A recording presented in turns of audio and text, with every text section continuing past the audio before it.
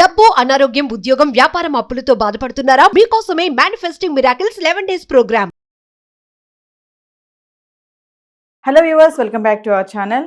మరి బిజినెస్ గురించి చాలా విషయాలు మాట్లాడుకున్నాము. ఇప్పుడు ఫ్రాంచైజ్ బిజినెస్ అనేది ఇప్పుడు ఒక ట్రెండ్గా మారిపోయింది. ప్రతి ఒక్కరు కూడా ఈ ఫ్రాంచైజీస్ బిజినెస్ వైపు టర్న్ అవుతున్నారు. మరి అసలు ఫ్రాంచైజీస్ బిజినెస్ అంటే ఏంటి, దీంట్లో రకాలు ఏమున్నాయి, ఇది ఎలా చేస్తారు, దీనికి ట్రైనింగ్ ఉంటుందా, మరి ఇవన్నీ డీటెయిల్స్ తెలుసుకోవాలని ఉంది కదా. మరి ప్రస్తుతం స్టూడియోలో ఉన్నారు భూపతి రెడ్డి గారు, బిజినెస్ కోచ్ అండ్ ఎంటర్ప్రీనియర్. సార్తో మాట్లాడదాం. నమస్తే సార్. నమస్తే అండి. సార్, ఫ్రాంచైజ్ బిజినెస్ ఇప్పుడు ప్రజెంట్ చూసుకుంటే చాలా మంది దాని వైపు వెళ్తున్నారు. కొంతమందికి తెలియదు వాట్ ఈస్ ఫ్రాంచైజ్ అనేది. చాలా మందికి డౌట్స్ ఉన్నాయి. అసలు ఏంటిది, మనం ఏమైనా పెట్టాలా ఇన్వెస్ట్మెంట్, మనకు ట్రైనింగ్ ఇస్తారా, మెటీరియల్ వాళ్ళే ఇస్తారా, మనం తెచ్చుకోవాలా, టోటల్గా అసలు ఇదంతా ఏంటి?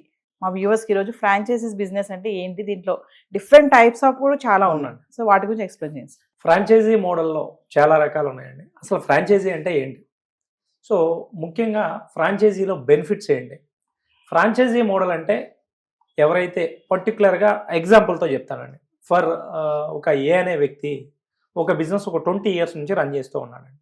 ఆ వ్యక్తికి ఆ బిజినెస్లో కంప్లీట్గా ఒక ఫుడ్ రిలేటెడ్ ఒక రెస్టారెంట్ అనుకుందాం ఎగ్జాంపుల్. ఆ రెస్టారెంట్లో చాలా క్లియర్గా అతని దగ్గర ఉన్న ఒక 5 రకాలు ప్రొడక్ట్స్ ఏవైతే ఉన్నాయో బాగా చేయగలుగుతాడు. దాంతో టేస్ట్ బాగుంటుంది, బ్రాండ్ జనాల్లోకి వెళ్ళిపోయింది, పేరు హైదరాబాద్ వస్తే ఖచ్చితంగా ఇక్కడ తినాలి, ఒక గుంటూరు వెళ్తే ఇక్కడ తినాలి, ఇలాంటి రెస్టారెంట్స్ ఉన్నాయి. సో వీళ్ళ బ్రాండ్ నేమ్ ఏమైందంటే జనాల్లోకి చాలా విపరీతంగా వెళ్ళిపోయింది. సో ఇక్కడ ఫ్రాంచైజర్ ఇద్దరు ఉంటారండి. ఫ్రాంచైజర్ అంటే ఎవరైతే ఓనర్ ఉన్నారో, సో ఆ బ్రాండ్ని 20 ఏళ్ళ నుంచి నడుపుతూ ఉన్నారు కదా, అతన్ని ఫ్రాంచైజర్ అంటారు.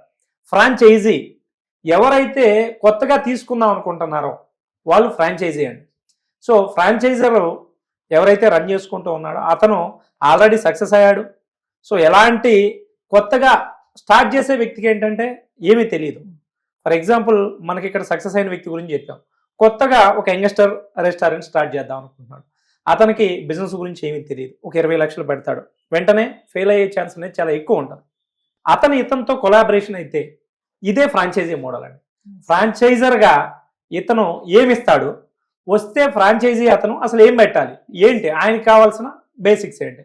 సో ఫ్రాంచైజీ ఎవరైతే ఉన్నారో పర్టికులర్గా ఒక ఫ్రాంచైజర్ దగ్గర నుంచి తీసుకోవాలంటే ఒక్కొక్క ఫ్రాంచైజీ మోడల్ ఒక్కొక్క రకంగా ఉంటుంది. ఇందులో ముఖ్యంగా 3 రకాలు మీరు గుర్తుపెట్టుకోవాలి.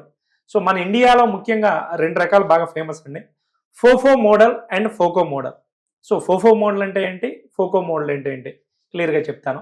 ఇక్కడ ప్రతి ఫ్రాంచైజీలో బేసిక్స్ ఏంటంటే, ఒకటి ఫ్రాంచైజీ సెటప్ ఫీ అండి.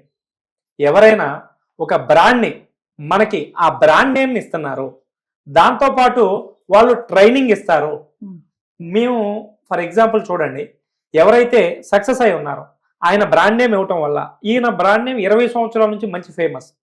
ఎవరైనా వచ్చారనుకోండి, ఫర్ ఎగ్జాంపుల్ ఆ బ్రాండ్ నేమ్ చిన్న ఎగ్జాంపుల్ మనం తీసుకుందాం. సో కొన్ని ఏరియాస్లో ఇప్పుడు KFCని ఎగ్జాంపుల్ తీసుకున్నాం. సో KFC అంటే పర్టికులర్గా ఇంకెవరికి ఏమి చెప్పాల్సిన పని లేదు. సో అలానే మన తెలుగు 2 రాష్ట్రాల్లో కూడా చాలామంది సక్సెస్ అయిన వాళ్ళు ఉన్నారు.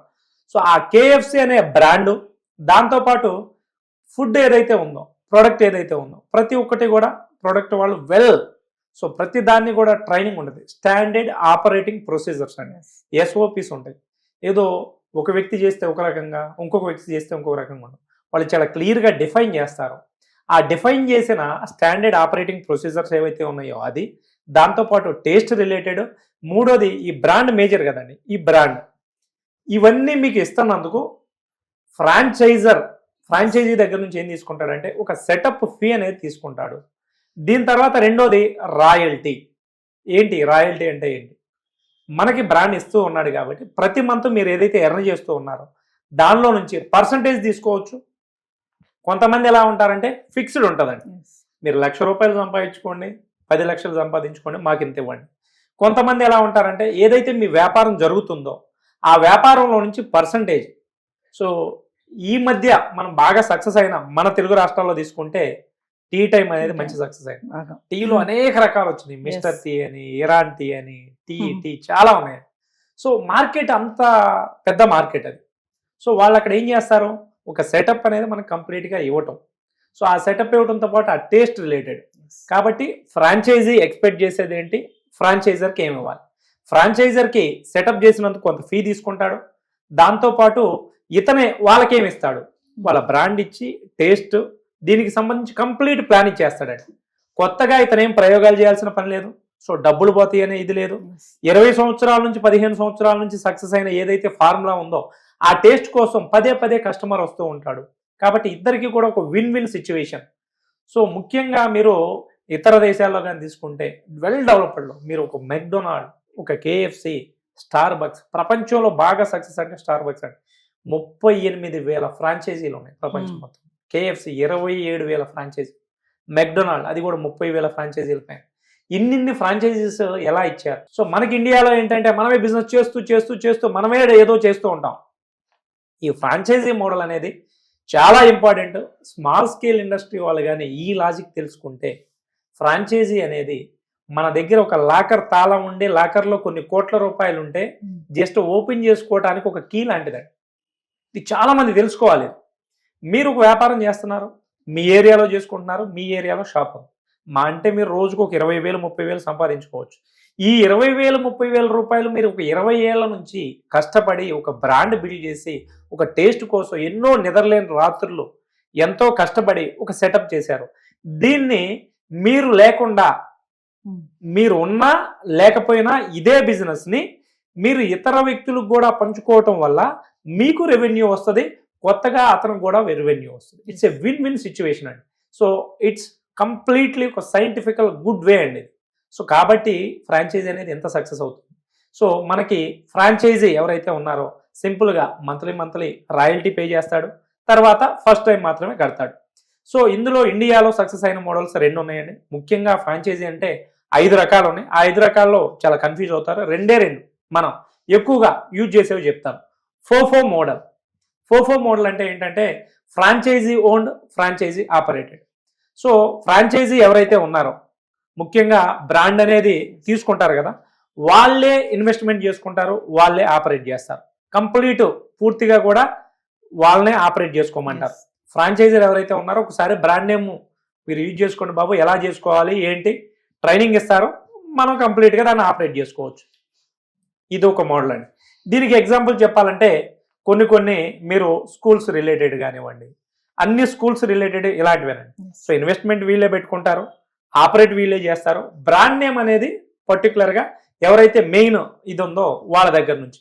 తర్వాత ఫస్ట్ క్రై బ్రాంచ్, ఇది కూడా ఫోఫో మోడల్. తర్వాత ఫోకో మోడల్.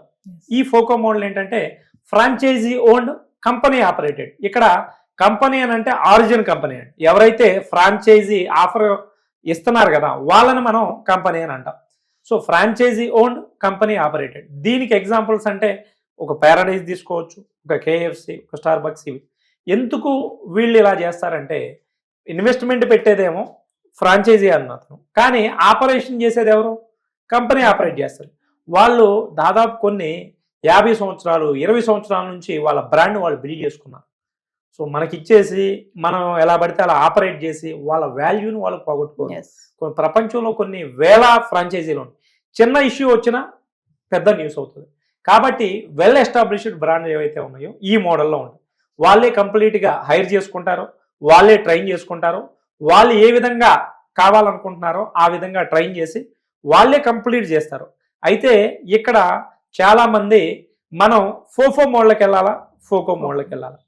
సో ఇక్కడ 2 రకాల్లో దేనికి వెళ్తే మనకు బెటర్? మన దగ్గర డబ్బు ఎక్కువ ఉంది, మనం టైం స్పెండ్ చేయలేకపోతున్నాం.